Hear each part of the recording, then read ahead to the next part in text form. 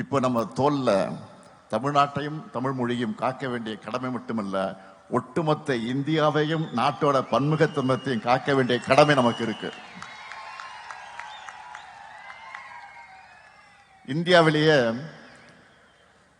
பிஜேபிக்கு எதிராக ideological fight பண்ணிக்கிட்டு இருக்கக்கூடிய ஒரே மாநில கட்சி நம்முடைய திமுக தான்.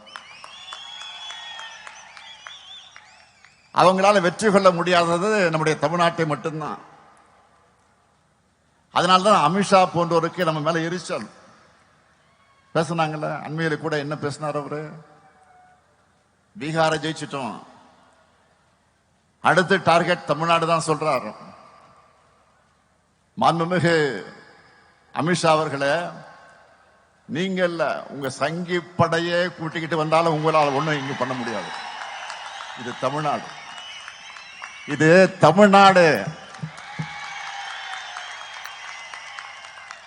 எங்களுடைய கேரக்டரையே புரிஞ்சிக்க மாட்டீங்களா?